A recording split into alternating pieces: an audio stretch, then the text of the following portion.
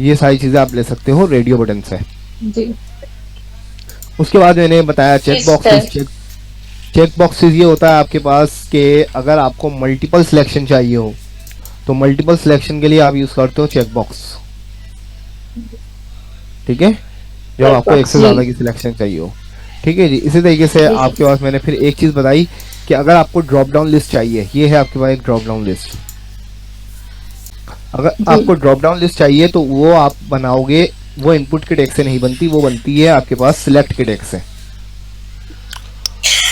जी जी, select के अंदर आप ऑप्शन बना देते हो, मल्टीपल ऑप्शंस बना देते हो। उस ऑप्शंस के अंदर आप जितने भी आपने ऑप्शन क्रिएट देने हैं वो आप बना देते हैं। क्लियर है? जी सर। उसके बाद आपने फाइल वाला देखा था कि फाइल वाला हमने किससे बनाया था। फाइल में आपको इनपुट टाइप फाइल लेनी होती है। जी ठीक है जी। अच्छा, इसी तरीके से अभी हमारे पास फॉर्म के अंदर कुछ चीज़ें और हैं। अच्छा, ये देखें, अभी हम अगर मैं फॉर्म सबमिट करता हूँ तो कुछ भी डेटा फीड नहीं है और मेरा फॉर्म सबमिट हो जाएगा। नहीं हो जाएगा। जी सही है, क्योंकि वैलिडेशन हमने कोई नहीं लगाई हुई। हेलो जी एक ठीक मिनट। है, वैसे तो वैलिडेशन ज़्यादातर आपके पास जावास्क्रिप्ट से लग रही होती है। ठीक है, बट HTML के अंदर भी थोड़ी बहुत हेलो वैलिडेशन दी गई है। थोड़ी बहुत से मतलब सिर्फ और सिर्फ अगर कनेक्ट आप करो, एक एट्रीब्यूट है वो यूज़ कर लो, जैसे मैं नेम के अंदर यूज़ करता हूँ कनेक्ट रिक्वायर्ड। करो, चलाओ उधर फॉर्म चलाओ जल्दी से। ठीक है, रिक्वायर्ड करके ये इसके लिए जो आईडी एट्रीब्यूट है, डेफिनेशन इसकी इसको कोई बना वैल्यू नहीं के देते। अगर देना भी इसका होता है ब्रेक तो वगैरह रिक्वायर्ड चेक इज करो, इक्वल टू सर्वर रिक्वायर्ड पे ही निकल होता रहा है। है नहीं निकल रहा, तो पूरा सेव आप एज लग रहा रिक्वायर्ड दे है। दोगे तो इससे सर्वर पे होगा इसका क्या, ब्रेक ये वगैरह चेक एक छोटी करवा सी रहा है, वैलिडेशन लग गई वरना है रिपोर्ट भी ये कि तो वहीं से मिल एम्प्टी जाएगी फिल नहीं नहीं होगा। कैमरों से। नेम अगर एम्प्टी हुआ ना, यानी कि नेम देखें एम्प्टी है, तो अब फॉर्म सबमिट नहीं होगा। ये देखें जी। क्या कह रहा है, please fill out this field. अच्छा, अब ये बस मिनिमम सी होती है। अगर मैं इसके अंदर एक अल्फाबेट भी सिर्फ एंटर कर देता हूँ तो ये सबमिट हो जाएगा। तो ये एक छोटी सी वैलिडेशन होती है। ठीक है जी। जी अच्छा जी, हमने एक चीज़ नहीं बनाई थी, वो भी बना के दिखाता हूँ मैं, इसलिए उसके लिए रिक्वायर्ड बताना होता है, इसलिए मैं वो बाद में रखता हूँ। अब मैं रखता हूँ फॉर एग्जांपल एक इनपुट फील्ड बनाता हूँ मैं ईमेल के लिए। सही है जी, जी मैंने बना दी ईमेल के लिए। अच्छा, ईमेल के लिए हम बहुत से लोग टैग्स भी रख देते हैं, अभी भी रखा जाता है, पहले तो टैग्स ही रखा जाता था ईमेल के लिए। ईमेल में सारी चीज़ें होती हैं, नंबर भी होता है, अल्फ़ाबेट भी होता है और स्पेशल कैरेक्टर भी होता है। क्लियर है? तो ईमेल के लिए आप टैग्स रख सकते हो। सही है, ठीक है जी। अच्छा, अब मैं इसके ऊपर लगाता हूँ आपके पास रिक्वायर्ड। यहाँ से मैं हटा देता हूँ नेम से, क्योंकि मुझे सिर्फ एक ही चीज़ पे दिखाना है, ईमेल पे मैं दिखा देता हूँ। अच्छा, ये सब पे लग सकता है रिक्वायर्ड ना आपका। ठीक है, अब देखिए मैंने जैसे ही please fill out this field, क्योंकि रिक्वायर्ड लगा हुआ है। सही है, तो अगर मैं इसमें ए भी कुछ भी लिखता हूँ और सबमिट करता हूँ तो फॉर्म सबमिट हो जाएगा। ठीक है, तो इसीलिए HTML5 के अंदर जो चीज़ें आई थी उसमें एक चीज़ ये आई कि भाई ईमेल के लिए आप टाइप ईमेल ही ले लें, टाइप ईमेल ही ले लें। अब इसका फायदा क्या होगा, ये भी एक तरीके की वैलिडेशन लग गई। अब मैं सबमिट करता हूँ तो पहली चीज़ तो रिक्वायर्ड है। अब अगर मैं इसके अंदर कुछ फिल कर देता हूँ ए, अब देखें अब भी सबमिट नहीं होगा। क्यों? क्योंकि ये कह रहा है ईमेल आपने टाइप ली हुई है तो इसके अंदर इंक्लूड क्या होना चाहिए, @ और आपके पास .com .net जो भी होता है उस तरीके की चीज़ फिल होनी चाहिए। जब ये वैलिडेशन होगी तो ये आगे आपके पास काम करेगा। ठीक है, अब मैंने फॉर एग्जाम्पल ले लिया नेक्स्ट की अपनी वो ले ली ईमेल और मैं अब इसे सबमिट करता हूँ तो ये देखिए सबमिट हो गया। क्लियर है? Yes sir. ये चीज़ थी आपकी, एक चीज़ बाकी थी इसमें। बाकी हमारे पास तकरीबन सारी चीज़ें हो चुकी हैं। फाइल लेने का तरीका बता दिया, ड्रॉप डाउन लिस्ट हो गई है, रेडियो बटन और चेक बॉक्सेस भी हो गए, password, email number, name, date, तकरीबन हमारी फॉर्म के अंदर सारी चीज़ें हो चुकी हैं। ठीक है जी, यहाँ तक कोई भी सवाल फरियाल? प्रिंट आउट क्या नहीं निकल नो सर, समझ आ गया। समझ आ गया है, ठीक है जी, गुड है। अपने बात भी आ रहा है। अच्छा जी, अब हम अपना आगे चलते हैं। इनसे निकलवा लो आदिल से।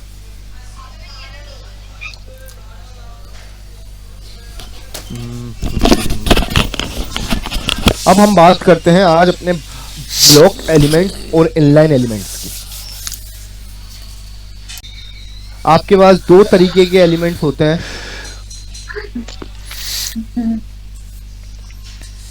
HTML के अंदर, एक होते हैं ब्लॉक और एक होते हैं इनलाइन। इनलाइन। सही है। अब ब्लॉक और इनलाइन में क्या फर्क है और दोनों में क्या चीज किस तरीके का डिफरेंट आता है वो मैं आपको दिखा देता हूँ। देखिए, ब्लॉक एलिमेंट्स वो एलिमेंट्स होते हैं जो आपके पास पूरा का पूरा ब्लॉक ऑक्यूपाई कर लेते हैं, जो पूरा का पूरा ब्लॉक ऑक्यूपाई कर लेते हैं, जिससे कि आपके पास जितनी भी हेडिंग्स हैं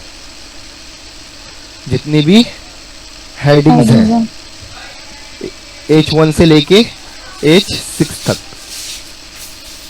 ठीक है। अब ये देखिए, मैंने एक हेडिंग दी है वेलकम, और इसके बाद मैं एक पैराग्राफ दे रहा हूं।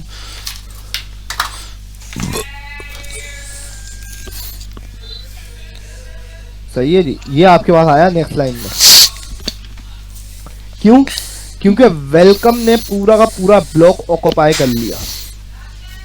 वेलकम ने पूरा का पूरा ब्लॉक ऑक्यूपाई कर लिया। पैरा है, पैरा खुद एक ब्लॉक एलिमेंट है, उसने भी पूरा का पूरा ब्लॉक ऑक्यूपाई कर लिया तो है। इसका टैग आपने कहाँ लगाया है इनलाइन एलिमेंट का?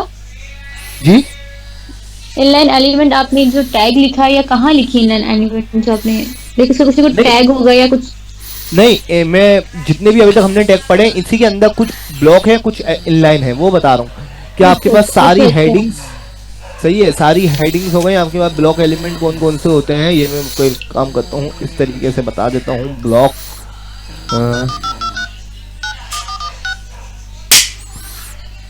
ताकि आपको याद रहे, ब्लॉक एलिमेंट हो गया आपके पास, सारी हेडिंग्स हो गई, H1 हो गया, H2 हो गया, H3, H4, H5, ठीक है, और आखिरी H6। पैराग्राफ खुद हो गया, ठीक है जी। उनको बोले मुझसे आपके तो पास जब हेडिंग और पैराग्राफ में काफी जो है वो डिस्टेंस आता है, सो वो ब्लॉक एलिमेंट की वजह से आता है। ब्लॉक एलिमेंट और हर एलिमेंट का बेसिकली अपना खुद का कुछ ना कुछ स्पेस होता है, कुछ मार्जिन होती है बाय डिफॉल्ट, ठीक है। इसी तरीके से ऑर्डर लिस्ट हो गया, अनऑर्डर लिस्ट हो गया, LI लिस्ट आइटम हो गया, टेबल हो गया, सही है, TR हो गया, TD नहीं वो तो एक ही वो में आता है, TD, ठीक है। और भी आपके पास एक जो आप डिव एलिमेंट जो सबसे ज्यादा हमारे पास यूज हो रहा होता है, अभी बताता हूँ डिव एलिमेंट क्या होता है। डिव हो गया, सेक्शन हो गया, ये सारे एलिमेंट वो हैं जो अभी आपको बता देता हूँ। सेक्शन हो गया, हेडर हो गया, नेम हो गया, काम बताएगी और आप मुझसे पूछोगे फुटर हो करने गया, से पहले डायरेक्ट नहीं करोगे। ये सब के सब नहीं, आप मुझसे करवा रहे थे, आप पूछ नहीं रहे थे, आप ये सब पूरा क्या करवा है? रहे थे उससे। ब्लॉक जी, एलिमेंट, नहीं आप करवा रहे थे, आप कोल्ले अटैच ब्लॉक करके दो। एलिमेंट है। हाँ जी, हाँ, इसी तो तरीके से वो अगर मैं इसका बताएगी, फिर आप अपोजिट मुझसे आपको करने से पहले दिखाऊं, पूछोगे। इनलाइन एलिमेंट दिखा देता हूँ। चलो करो, एरर दिखा दिया ना उसने, करो। तो इनलाइन एलिमेंट कौन कौन से होते हैं? नहीं छोड़ दो उसको, अब मैं ये बोल रहा हूँ, ये करो तो ये कर लो। प्रायोरिटी जाहिर बात है, जब क्लाइंट के पास लाइव चल रहा है एक चीज, तो जिस चीज की प्रायोरिटी होगी वो करवाएंगे ना। इनलाइन एलिमेंट के हाँ, तो अंदर आप आपके मुझसे पास पूछें, सबसे पहले आ आप जाता है पूछें इमेज ले लो, नहीं एंकर आपको टैग, कोई भी ए अगर का इस टैग बंदा है, इंस्ट्रक्शन देता है, आप मुझसे पूछो ठीक है, काशी भाई लेबल का करना है टैग नहीं है, करना। जितनी भी इनपुट चलो फील्ड करो, होती हैं आप वो बता सब दिए ना है, एरर, आप कर लो जल्दी से। ठीक है। इसी तरीके से आपके पास होता है स्पैन का टैग होता है, वो इनलाइन एलिमेंट है, ठीक है। अभी यही मुझे याद आ रहा है, इमेज आ गया, एंकर टैग आ गया, लेबल आ गया, इनपुट आ गया, स्पैन आ गया, ठीक है, ठीक है। ये सारा आपके पास कौन सा एलिमेंट है? इनलाइन एलिमेंट है, ठीक। अब इनलाइन और ब्लॉक एलिमेंट में क्या फर्क होता है? मैंने आपको बताया, ब्लॉक एलिमेंट वो एलिमेंट होता है जो पूरा का पूरा ब्लॉक ऑक्यूपाई कर लेता है, कर ले, ठीक है। जबकि आपके पास इनलाइन एलिमेंट वो होता है, ये सिर्फ उतनी जगह लेता है जितना इसको स्पेस चाहिए, जितना इसका कंटेंट आता है, सिर्फ ये उतना स्पेस लेता है, सही। ठीक है, मैं आपको एग्जांपल दिखा देता हूँ। जी वालेकुम क्या सलाम, करता हूँ एग्जांपल, मैं एक लेबल लेता हूँ, अच्छा सही है जी। तो नमाज वहाँ पढ़ी नहीं थी क्या? अभी कहाँ ऑफिस में हो, लेबल के किधर हो? अंदर मैं ले लेता हूँ कुछ भी, अच्छा अच्छा, चलो सही है, पढ़ के फिर उधर कुकर निकल जाना, ठीक है। पिक्चर के बाद इमेज का टैग ले लेता हूँ। सही है, इमेज के टैग के अंदर एक छोटी सी पिक्चर अगर मेरे पास कोई मौजूद है, लोगो 1 होगा, छोटा सा है, 225 सही है, ये साइज सही है। तो मैं ले लेता हूँ लोगो 1.png। सही है, उसी के बाद मैं ले लेता हूँ एक एंकर टैग। एंकर टैग के अंदर मैं कुछ भी लिख देता हूँ फिलहाल, होम। फिर मैं लेता हूँ एक स्पैन टैग, स्पैन के अंदर भी कुछ भी लिख देता हूँ। ये देखें जी, सबका सब एक ही लाइन में आ रहा है। जी सर। पिक्चर भी, इमेज भी, होम भी, वेलकम भी, क्योंकि ये सारे के सारे कौन से एलिमेंट है? इनलाइन एलिमेंट है। ठीक है, अब आपको मैं दोनों का चेंज दिखाऊं। अगर फॉर एग्जांपल पहले मैं यहाँ एक ब्रेक लगा देता हूँ ताकि हमारे पास फिर नेक्स्ट लाइन में शो हो। ठीक है, अभी के लिए फिलहाल अगर मैं देखें स्पेन और डिव में क्या फर्क है। डिव, ये जितने भी मैंने आपको एलिमेंट बताया ना, डिव हो गया, सेक्शन, हेडर, नेव, फुटर, स्पेन, इन एलिमेंट का खुद का कोई काम नहीं है। मतलब जैसे कि हेडिंग्स का है ना, H1 से लेके H6 तक, कि H1 बड़ी देगी, H2 छोटी देगी, LI लिस्ट आइटम बनाएगा, OL ऑर्डर लिस्ट बनाएगा, UL अनऑर्डर लिस्ट बनाएगा, इमेज क्रिएट करेगा, ए का टैग एंकर टैग क्रिएट करेगा। इनका अपना खुद का कोई काम नहीं है। सही है, किसका? Div, section, header, footer, span, ये यूज होते हैं एज अ कंटेनर क्रिएट करने के लिए, किसी भी चीज को एज आप समझ ले बॉक्स बनाने के लिए, या आपके पास ग्रुपिंग करने के लिए, स्टाइलिंग करने के लिए यूज हो रहे होते हैं। ठीक है सर। ठीक है, अब देखें यहाँ पर मैं दो डिव बनाता हूँ, दोनों में सेम चीज लिखूंगा, वेलकम। एक और डिव बनाता हूँ, उसमें भी लिख देता हूँ वेलकम। सही है, कहाँ से? और यही दो और बनाता हूँ, उनमें भी वेलकम लिखूंगा, बट वो स्पेन के नहीं, वो डिव के नहीं, वो होंगे स्पेन के, वो होंगे स्पेन। ठीक है, दो डिव एलिमेंट है जिसमें वेलकम लिखा हुआ है, दो स्पेन एलिमेंट है जिसमें वेलकम लिखा हुआ है। ये आपके पास नीचे शो हो चुका है। एक और ब्रेक लगा के पहले थोड़ा सा गैप ले आऊं। ये देखें जी, चारों का कंटेंट का साइज एक ही है, फॉन्ट साइज एक ही है। जी सर, फॉन्ट साइज एक ही है, बट पहला वेलकम और दूसरा वेलकम एक पहली लाइन में आ रहा है और एक दूसरी लाइन में आ रहा है। क्यों? क्योंकि वो बने हुए ब्लॉक से, इससे बने हुए ब्लॉक से बने हुए, दोनों के अंदर पूरा का पूरा इन्होंने आपके पास क्या लिया हुआ है, पूरा का पूरा ब्लॉक ऑक्युपाई किया हुआ है, दूसरे को जगह नहीं दीगी। जबकि आपके पास दोनों स्पेन इसी तरीके से वेलकम लिखा हुआ है, लेकिन पहला स्पेन के बाद दूसरा स्पेन भी इसके बराबर में आया हुआ है, क्योंकि सिर्फ उसने उतनी जगह ली हुई है जितनी उसका कंटेंट था। सर इसमें स्पेन टैग क्या करता है वैसे सर? स्पेन में और एच में क्या फर्क है सर? एच तो खैर नहीं, एच का तो आखिर आपने बता दिया, ये कहाँ यूज होता है स्पेन टैग? स्पेन टैग ऐसे यूज होता है ना, आपको किसी इनलाइन एलिमेंट की ग्रुपिंग करनी है, किसी भी इनलाइन एलिमेंट की ग्रुपिंग करनी है। देखें भाई, ये सारे के सारे आपके पास एलिमेंट है, लेबल, इमेज, एंकर टैग और स्पेन वाला वेलकम। इन चारों को, या चले स्पेन को हटा के, अब इन तीनों को मुझे एक ही ग्रुपिंग करनी है। ग्रुपिंग करने से मुराद मुझे इन तीनों पे एक जैसा स्टाइल कुछ करना है। अच्छा, ठीक है, सही है। तो मुझे इन तीनों का एक पेरेंट बनाना है। क्या बनाना है? पेरेंट।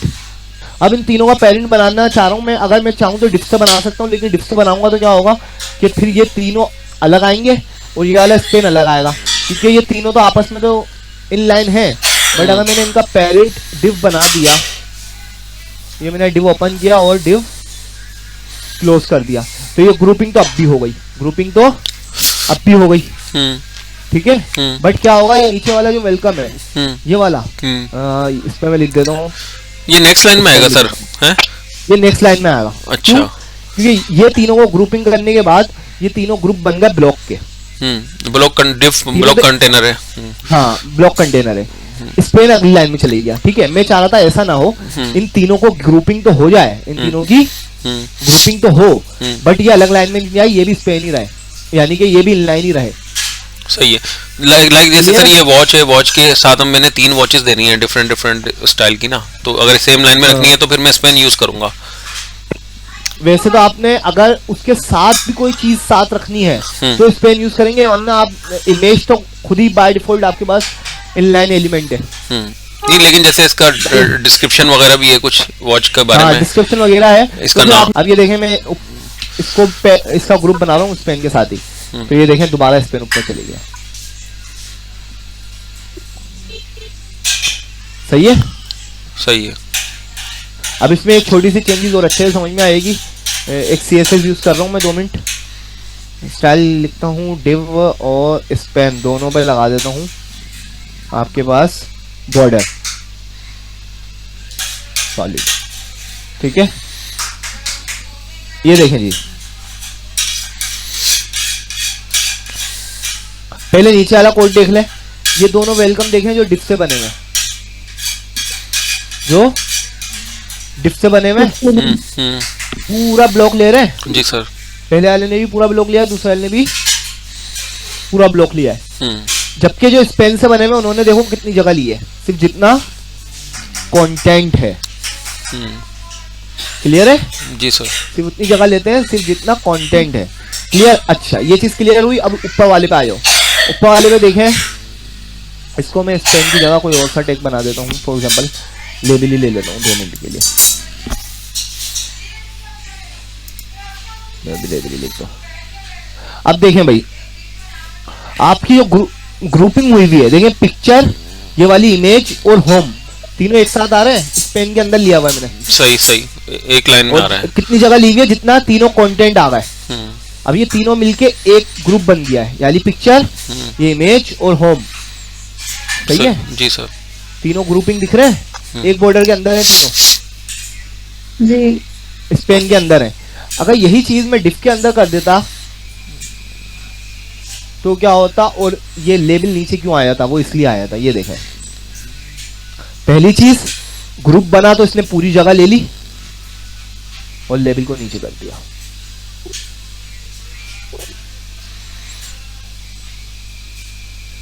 आइए बस समझ में। जी सर। ये चीज है कि जब आपको देखना था कि भाई ये लेवल भी सी के बराबर में रहे, तो मैं फिर इसको ब्लॉक एलिमेंट नहीं बना सकता, वरना क्योंकि ये ब्लॉक बनेगा तो ये पूरा का पूरा ब्लॉक बन के पूरी जगह ऑक्युपाई कर लेगा, लेवल को कर देगा नीचे। तो मुझे इसे ग्रुप भी बनाना था और इसको ब्लॉक भी नहीं करना था, तो मैंने इधर यूज कर लिया स्पेन। ग्रुप भी बन गया और उतनी ही जगह ली जितनी इसको, जितना कंटेंट था, जितनी इसको चाहिए थी। क्लियर? जी सर। हाँ जी। जी सर, क्लियर है मुझे तो। क्लियर है सर। हाँ जी काशिफ। जी क्लियर है सर। अच्छा जी, यही चीज अब ये तो हमने देख लिया कि क्या हो रहा है क्या नहीं हो रहा है। यही चीज हम इम्प्लीमेंट करके देखते हैं अपने फॉर्म पर। सही है?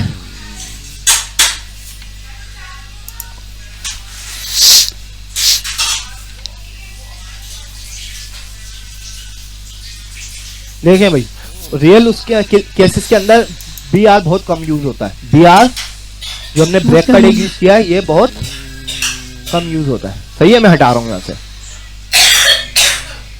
हटा दिया सब जगह से। अब आपके पास देखें फॉर्म एक बिल्कुल अलग ही वो देगा। ये देखें, ऐसा आ रहा है फॉर्म। जी सर। सही है जी। अब मुझे क्या करना है, मैं चाहता हूं पहली ये जो डेट और ये इनपुट फील्ड है, इन दोनों को एक ग्रुप बना दूं ब्लॉक का। इन दोनों को एक ग्रुप कर दूं, इन दोनों को एक ग्रुप कर दूं, इन दोनों को एक ग्रुप कर दूं। समझ रहे हैं? सर जितने भी लेवल्स हैं हम उनको एक ग्रुप में डाल देते हैं। लेबल्स को नहीं कर सकते, स्टाइलिंग पर्पस के लिए वो अलग चीज है कि अगर आप सब पे सेम क्लास देके स्टाइल अलग कर दो। अभी हम बात कर रहे हैं कि जिस तरीके से हमने ब्रेक करके यूज किया हुआ था, मैं उसी तरीके से लाना चाह रहा हूं। तो मैं क्या करूंगा कि जैसे ये पहला लेवल आया डेट का, इसको मैंने एक डिव लिया, डिव ओपन करके क्लोज करूंगा डिव यानी इनपुट फील्ड के बाद। तो ये देखें, ये हो गया अलग। समझे? इसी तरीके से नीचे एक और डिव खोला और नेम वाला रख दिया इसके अंदर। क्लियर है? जी।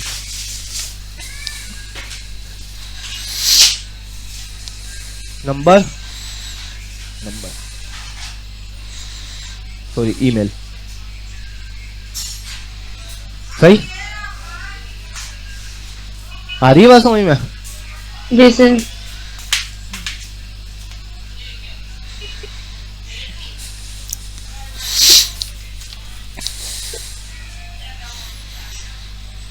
सर अगर एक ही डिप में रखते तो हमें बीआर यूज करना पड़ता।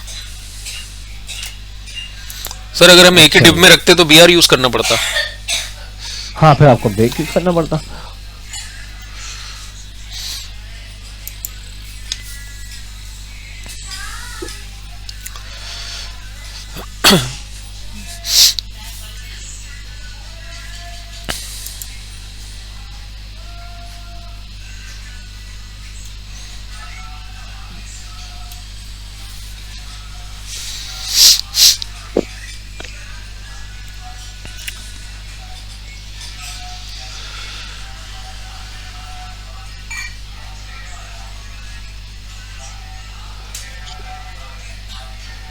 ये देखें जी,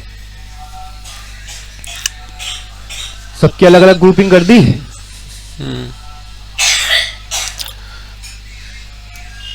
ठीक है जी।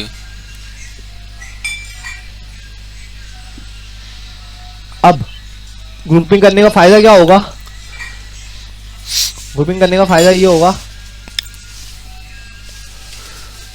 आप सारे डिफ को टारगेट करो, सेम क्लास दे दो या जो भी चीज देनी है आपने, फिर स्टाइलिंग के अंदर हम इसको सेम वो दे सकते हैं, विथ सेम दे सकते हैं, हाइट सेम दे सकते हैं, कलर सेम दे सकते हैं, सब पे एक जैसा काम हो जाएगा। सही? जी सर। ये होता है हमारा डिफ का कॉन्सेप्ट।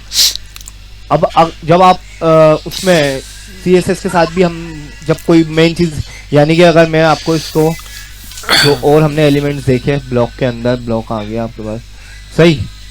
अब मैं आपको फॉर एग्जांपल कहता हूँ कि भाई मुझे एक हेडर बनाना है, सही है, सबसे टॉप पे बना लेता हूँ।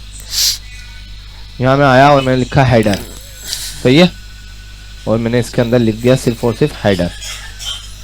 ठीक, टॉप पे हेडर लिखा हुआ आ रहा है? जी सर। जी सर। अब ये मैं चाहे हेडर से बनाऊं या डिफ से बनाऊं,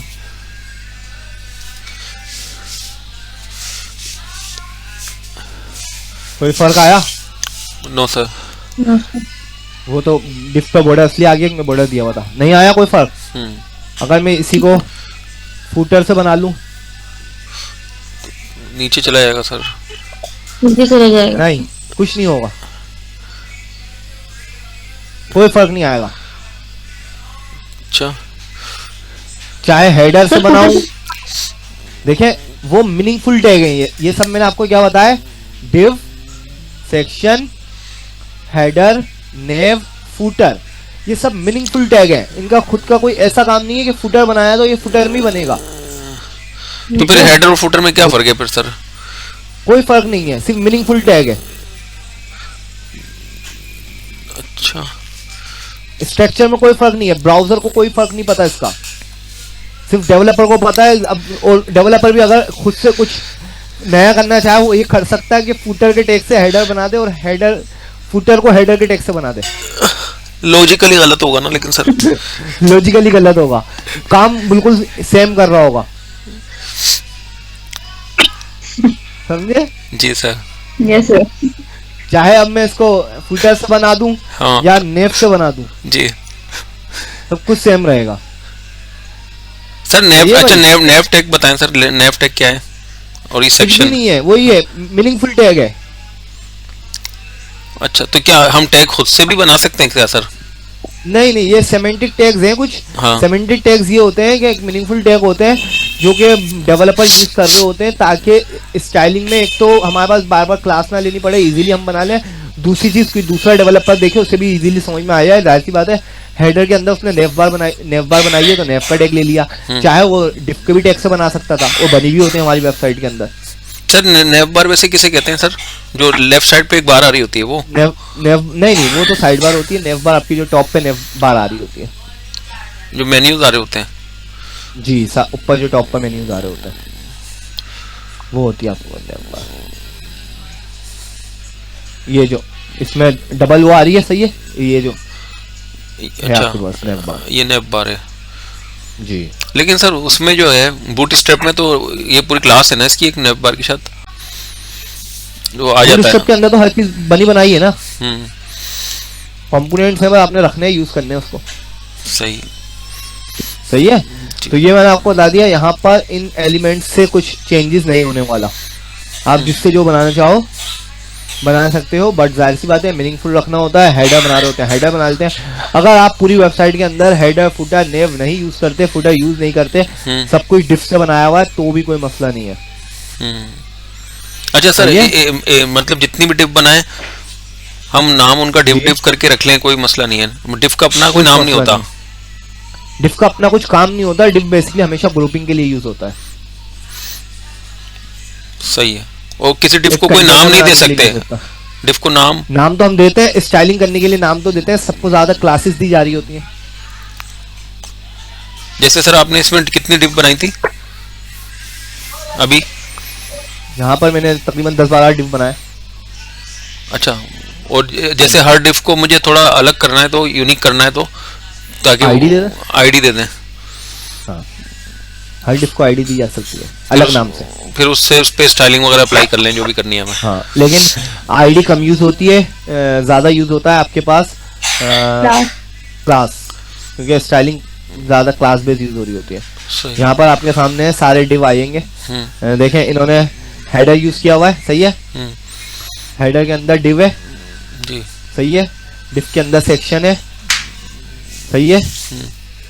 सेक्शन के अंदर फिर ये दूसरा सेक्शन है, सेक्शन के अंदर डिव है, डिव के अंदर डिव, डिव के अंदर डिव, डिव के अंदर डिव, फिर ये एंकर डिव। ये सारे डिव क्यों लगे हुए हैं भाई? स्टाइलिंग के लिए। देखें, सब पे क्लास दी हुई है, हेड लोगो है, सेक, कंटेनर, रो, कॉल LG2, लोगो, ये इस तरीके से काम किया जाता है। क्लियर है? जी सर। नेव का टैग तो बनाया हुआ किसी है। भी क्लास को हम कॉल करके उसको हम CSS से स्टाइलिंग कर सकते हैं, ऐसा ही है? जी जी जी जी, हम हर किसी को अलग अलग स्टाइल कर रहे होते हैं। अलग अलग स्टाइल करने की भी रीज़न क्या होती है वो हम पूरी CSS के अंदर देख रहे होंगे कि भाई बेसिकली जाहिर सी बात है एक ही कंटेनर के अंदर 10 की चीज़ें हम कर रहे होते हैं, तो वो अलग अलग CSS की क्लासेस से हो रही होती हैं।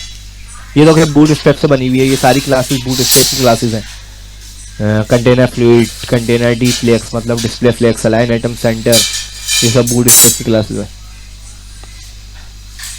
सही है? जी। जी।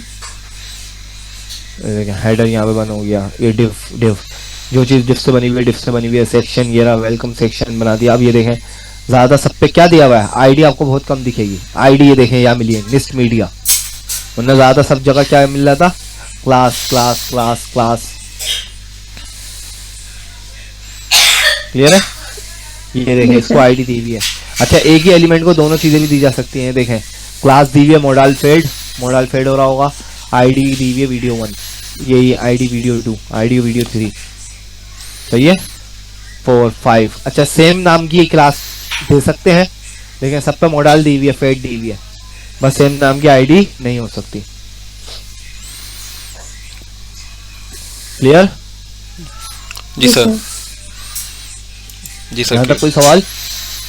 No sir. ठीक है जी। अच्छा सर, ये पेज नंबर वगैरह कैसे लाते हैं इसके ऊपर साइड पे? वो अलग होते हैं टूल्स, जैसे मुख्तलिफ पेजेस आ जाते हैं ना वेबसाइट के ऊपर, पेज नंबर बन के, इसका भी कोई टैग होता है क्या? अगर पेज मैं आपकी बात समझा नहीं, कहाँ पे लिखा हुआ होता है पेज नंबर, कैसे शो हो रहा था मतलब?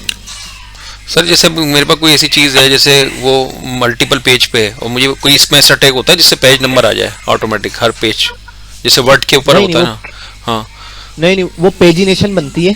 अच्छा। पेजिनेशन बनती है, वो भी जाहिर सी बात है, जो भी चीज़ आपके पास है ना, जैसे कि फॉर एग्जांपल ई-कॉमर्स एप्लीकेशन है आपके पास, काफ़ी सारे प्रोडक्ट्स हैं। अब एक पेज पर आपने सिर्फ 10 शो कराए हुए हैं, तो बाकी दूसरे पेज पर हैं, तो वहाँ पे पेजिनेशन यूज़ कर लेता है। अच्छा, तो वो भी कोई टैग होता है सर?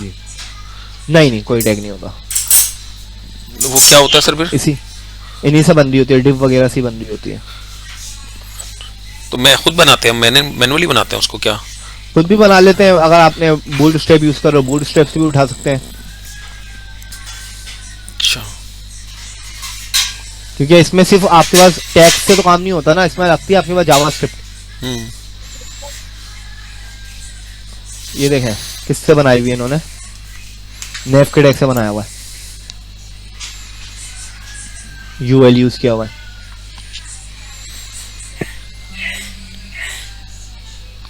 नेव और ज्यादा यूएल के टैग से बनाया हुआ है इन्होंने। सही है जी, सही सर। 4 बटन बनाए हुए हैं इन्होंने, ये देखें 3 ये रहे, 1 2 3 करके। सही है। फिर एक इन्होंने बनाया हुआ है प्रीवियस के लिए, ये रहा प्रीवियस का, और ये एक बनाया हुआ है नेक्स्ट के लिए, ये रहा नेक्स्ट का। 5 बनाए हुए हैं टोटल, 1 3 ये 2 ये 5। सही है। तो कोई स्पेशल टैग से नहीं बने हुए, सिंपल यूएल और एलआई से बना हुआ है। सही, क्लियर है जी। हाँ, ये अलग चीज है। इसके पीछे लॉजिक जो लगी हुई है, लॉजिक लगी हुई है कि भाई आपके पास जावास्क्रिप्ट लिखी हुई है इसके पीछे कि नेक्स्ट करने पे कौन से पेज पे जाना है, कौन से पेज पे भी करंट हूँ, एक्टिव हूँ, ये चीज है। ये सर कॉमन चीजें हैं, इसके लिए तो कुछ होनी चाहिए बनी बनाई वैसे है सर। हाँ, तो कोड ये चीजें आप लिखना पड़ रहा है। ये कोड आप लिखते भी नहीं हो, मैं वही तो आपको बता रहा हूँ, ये कोड आप लिखते थोड़ी हो। अगर आप बूटस्ट्रैप नहीं भी यूज कर रहे, आपको दस्तियों मिल जाएंगी। अच्छा, ओपन सोर्स है, सब कुछ ओपन सोर्स है, आपको गूगल से मिल जाएगा बना बनाया कोड। आपने उठाया यहाँ पे आके रख दिया बस अपनी वेबसाइट के अंदर। आप अगर लिखेंगे इसमें, सिर्फ आप चाहते हो आपने प्योर यूज की हुई है HTML CSS, पेजिनेशन लिख लें, कोड पेन पे आपके पास बनी बनाई मिल जाएंगी। ये रहा कोड, आपको यहाँ से मिलेगा। आप पेजिनेशन देख लें किस तरीके की चाहिए, इस पर आप जाओगे।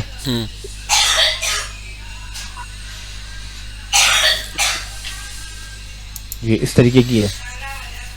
सही जी सही है? सर जी। अच्छा, ये भी अभी सॉरी मैंने लिख दिया था HTML CSS, तो ये डिजाइन मिला, इसकी स्टाइलिंग वो नहीं मिला, वर्क नहीं करेगी ये। तो साथ में JS या फुल पेजिनेशन लिख सकते हो, बस सिंपल। वर्किंग वाली भी मिल जाएगी, जावास्क्रिप्ट भी लिखी हुई होगी। तो ऐसे कोई भी कोड हम ले सकते हैं गूगल से? कोई भी कोड ले सकते हो, सब कुछ ओपन सोर्स है। तो कोडिंग सीखने की जरूरत ही क्या है? कोडिंग सीखने की जरूरत क्या है? Good question. कोडिंग सीखने की जरूरत ये है, अगर आपको कोडिंग का नहीं पता, नो हाउ तो दूर की बात है, अगर कोडिंग की आपको एक एक चीज नहीं पता कि पेजिनेशन वर्क किस तरीके से कर रही है। जावास्क्रिप्ट का कोड तो आपने उठा लिया, ठीक है, अब यूजर उसके अंदर पेजिनेशन तो फिर भी एक आम सी चीज है, जाहिर सी बात है, ज्यादातर लॉजिकली सेकंड के बाद थर्ड पेज पर जाना है, ठीक है। बट और बहुत सी ऐसी फंक्शनलिटी है कि यूजर ने कहा मुझे ये नहीं ये चाहिए, क्लाइंट ने कहा ये नहीं ये चाहिए, तो उसको आप चेंज कैसे करोगे, मॉडिफाई कैसे करोगे, और उसको लगाना कहाँ है सर, वो भी तो नहीं पता ना। लगाना कहाँ है और कैसे लगाना है, कैसे लगाना है। वैसे तो ये ओपन सोर्स की हम बात कर रहे थे, ये तो बहुत पहले से ओपन सोर्स से सब मिल जाता है। अब तो और आसान काम हो गया, AI आ गई। आप किसी भी AI को अपना प्रॉम्प्ट दोगे और वो आपको बनी बनाई चीज दे देगा, लेकिन बनी बनाई चीज करने के बाद भी आप काम नहीं कर सकते जब तक आपको डेवलपमेंट नहीं आती।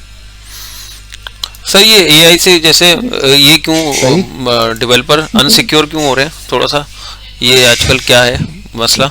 ये तो खैर चल रहा है, मतलब क्यों, क्या मतलब हो सकता है? जैसे इसका थोड़ा सा तो फर्क मैंने देखा है, थोड़ा नोट किया है। देखें, कोई भी चीज खत्म तो नहीं कर सकती या कोई भी असर तो नहीं डाल सकती, बट इसका थोड़ा इफेक्ट आया है AI का। अच्छा, 4 लोग का काम एक बंदा कर सकता है AI की मदद से। अच्छा, टाइम कम लग रहा है ना आपको? सर जैसे क्या चीज?